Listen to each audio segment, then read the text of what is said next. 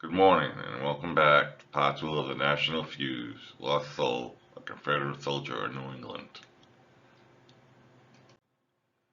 The players in the early years, President Mildred Fillmore, Senator Henry Clay of the South, and Senator Daniel Webster of the North.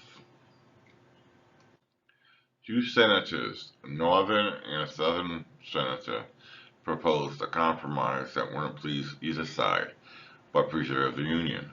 President Fillmore signed into law Daniel Webster and Henry Clay's bill, which prohibited slavery in California, but took a hands-off approach to the issue in the new territories of Utah and New Mexico. The Great Compromise also called for stricter reinforcement of the fugitive slave law, which had been mostly ignored in the North, and federal troops would be used if necessary to capture and return runaway slaves to their owners. Many Americans were relieved, but statehood was inevitable for territories in the Midwest. The debate on slavery would not go away. Harriet Beecher Stowe, who was pictured to the left, popular novel about slave life, Uncle Tom's Cabin, caused Northern sympathy for the slaves she saw. The book provided the average American with a rare glimpse into plantation life, and suddenly everyone had an opinion on slavery. In 1845, the not-so-United States tried once again to sidestep the issue of states' rights. With the creators of the Great Compromise gone, the mood in the Senate chamber was foul. The new Senate replaced reason with anger and with confrontation. This time, the battleground was Kansas. One of the most powerful figures in the Senate was Stephen Douglas of Illinois, a Northerner who owned nearly 150 slaves.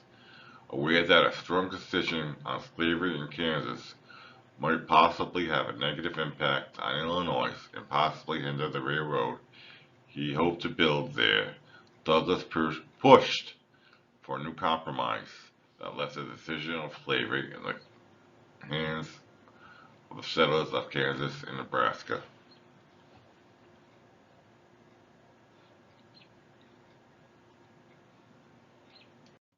Here we have pictured Charles Sumner, John Brown, Preston Brooks, and William Barksdale, people who will be involved in the events to come. The short-sightedness of this agreement was immediately evident.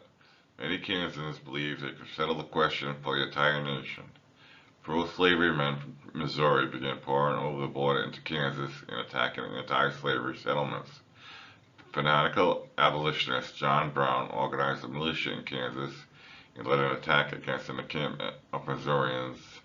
The seeds of the Civil War had been planted. The violence in mid-America even reached the Senate floor when Senator Charles Sumner of Massachusetts was nearly beaten to death by a colleague from South Carolina, Preston Brooks. 2 days earlier, during a passionate discourse on the evils of slavery, Sumner had insulted a senator from South Carolina who wasn't present. Brooks bludgeoned Sumner with his cane, and several witnesses claimed that the brilliant, intimidating figure of William Barksdale of Mississippi prevented anyone from intervening. Others claimed that Barksdale had played no part in the incident, but he would play a role in the events to follow.